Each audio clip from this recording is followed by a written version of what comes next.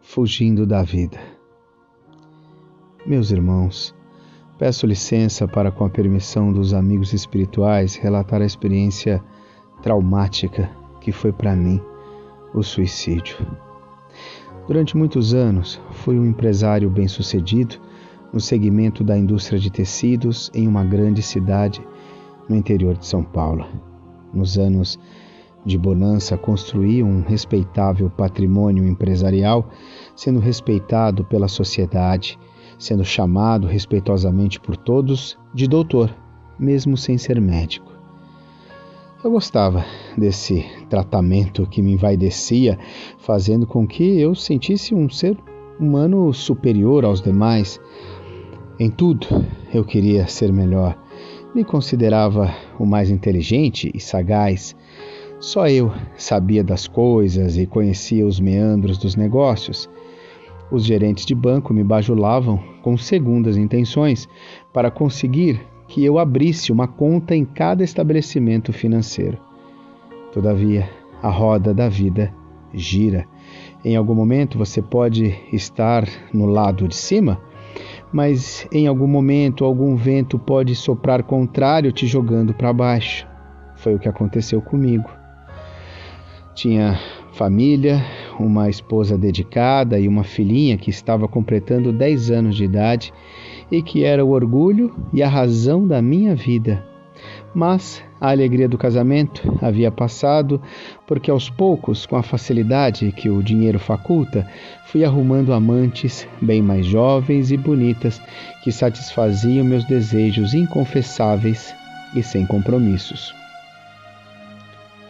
Em casa era autoritário, não permitindo jamais que minha esposa me questionasse por qualquer coisa.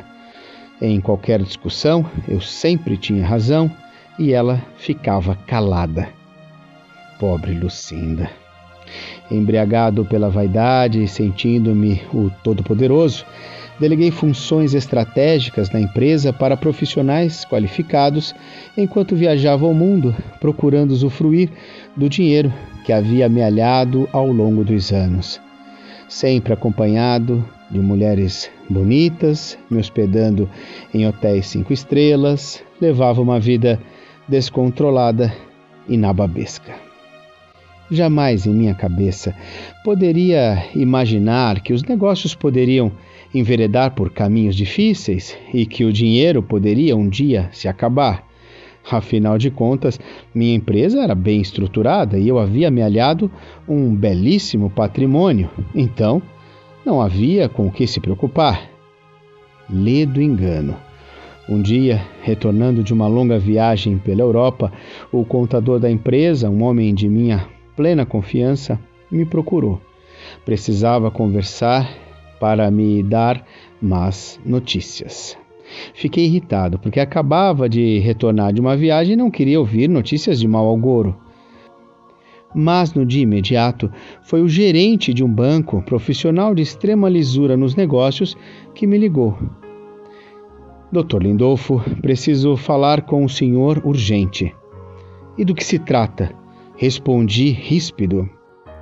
Venceu uma promissória de um valor que o banco emprestou às suas empresas, mas a diretoria do banco não aprovou a renovação do empréstimo. E por que o banco não quer renovar? Isso é um insulto. Porque sua empresa está com problemas de liquidez, doutor. Ou o senhor resgata esse empréstimo ou terá que penhorar algum bem valioso em garantia da renovação. Aquilo me enlouqueceu. Lembrei-me que o contador desejava falar comigo no dia anterior e eu não havia dado atenção. Chamei-o imediatamente à sala. Quando ele chegou, fui descarregando minha ira em cima do pobre homem que, com a cabeça baixa, esperou pacientemente que eu descarregasse minha bilis para me esclarecer com voz pausada e calma. Doutor, infelizmente, nos últimos tempos, muitas coisas aconteceram por aqui. O senhor delegou poderes a profissionais competentes, mas desonestos. O diretor financeiro que o senhor contratou e passou a ele procuração para assinar em nome da empresa, desviou muitos recursos. Como o senhor vem me dizer isso somente agora? Porque ele soube fazer tudo muito direitinho, em conluio com o diretor industrial, que o senhor também contratou. O mercado de tecidos entrou em recessão, doutor.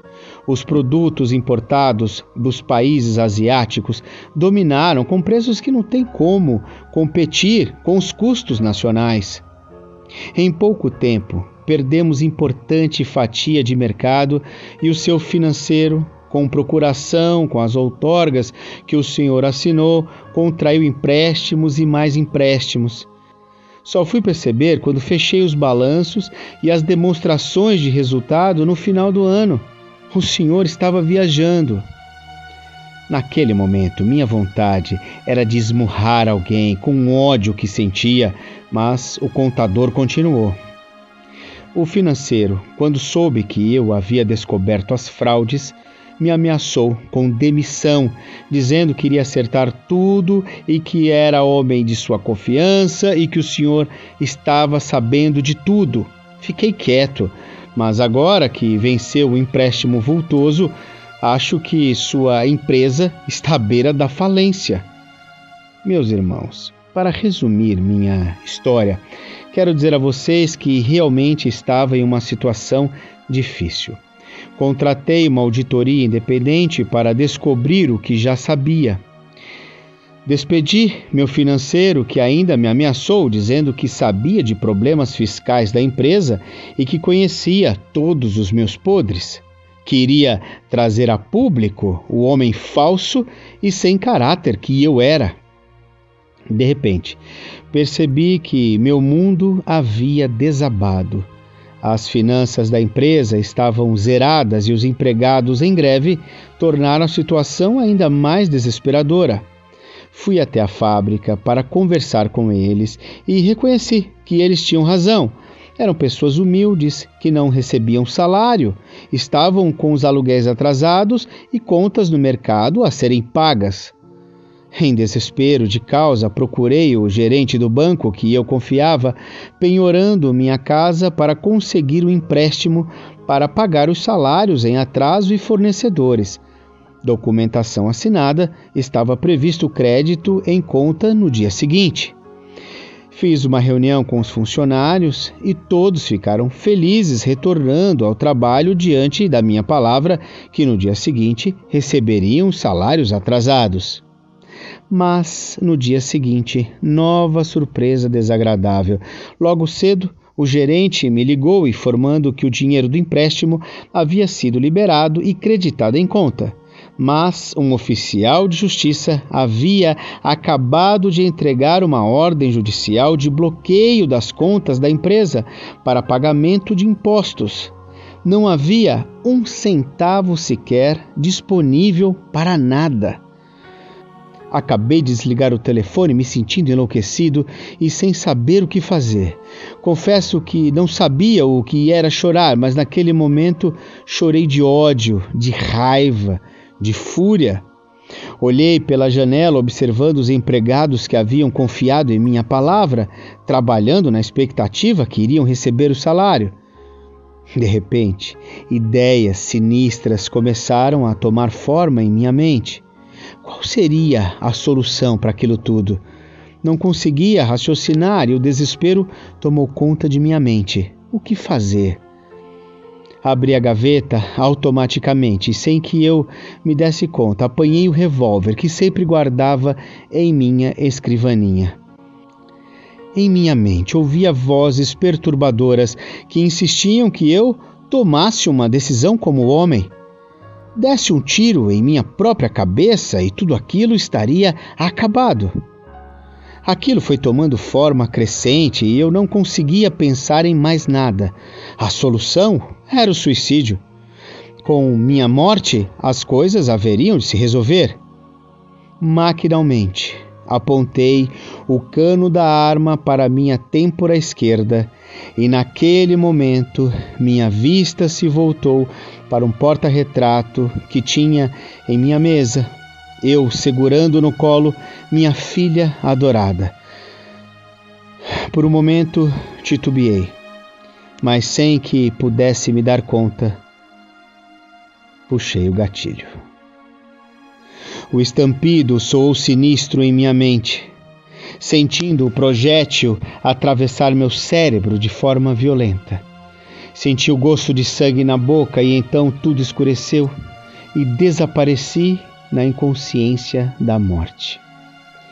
Mas descobri, tarde demais, que a morte não existe, irmãos. Aos poucos fui recobrando um pouco de consciência, sentindo uma dor violenta em minha cabeça. A sensação era que estava com o cérebro esmagado. Tudo parecia repetir em minha mente como um microfotograma que projetava insistentemente o último instante fatal quando a arma disparou. A sensação que se repetia tudo aquilo novamente se ampliava cada dia mais em um suplício inominável. A impressão que aquele momento não passava, a sensação do suicídio sem fim, a dor da bala estourando minha cabeça, o gosto de sangue em minha boca e o baque surdo de meu corpo caindo no tapete da sala do meu escritório.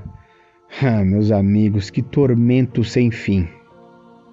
A escuridão que me envolvia, o cheiro nauseabundo de minha carne em putrefação me perturbava em demasia.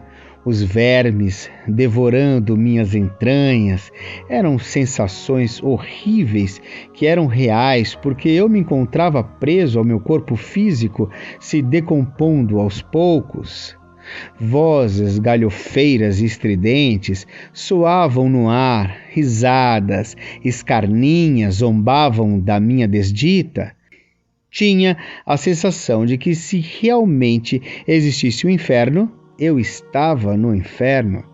A dor de cabeça não dava tréguas em nenhum instante, enquanto a sensação de fome, sede eram terríveis e insuportáveis. O tempo não passava, não tinha ideia se era dia ou noite, porque tudo era escuridão e tormento.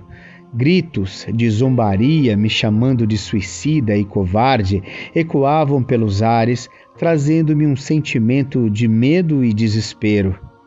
Quanto tempo fiquei nessa desdita? Não faço ideia.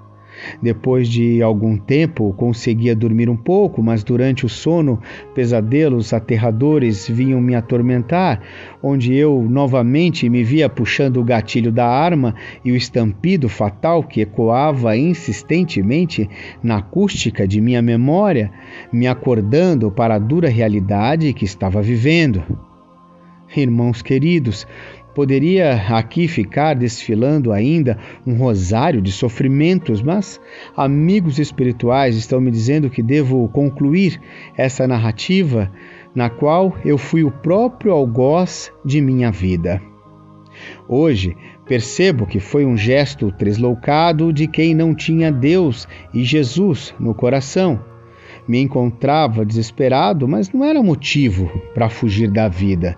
Se tivesse um pouquinho de fé, do tamanho de um grão de mostarda, como nos disse Jesus, eu teria equilíbrio para enfrentar a situação e encontrar soluções. Depois de um longo tempo de sofrimento e penúria, a misericórdia divina me amparou. Fui levado para um pronto socorro no plano espiritual, onde me encontro ainda em tratamento. Tomei consciência que a vida é um presente que Deus nos concedeu e que quem se suicida pratica uma lei contra a própria natureza, que é a preservação da vida em todas as formas. É inadmissível que no maior sofrimento uma criatura deseja sempre uma réstia a mais de vida e quando praticamos o suicídio torna-se incompreensível que alguém procure deliberadamente tirar a própria vida na ilusão que com a morte tudo se acaba.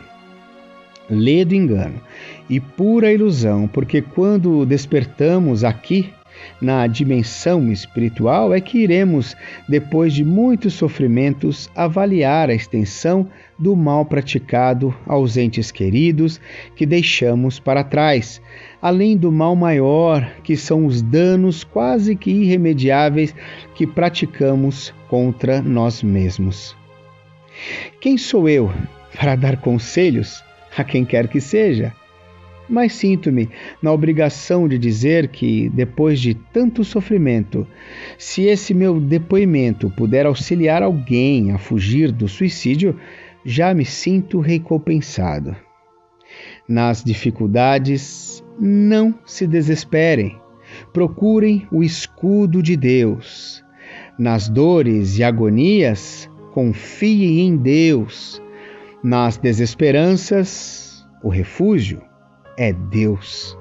Em todas as circunstâncias da vida, sejam elas quais forem, segurem na mão de Deus e sigam em frente. Fugir da vida, jamais.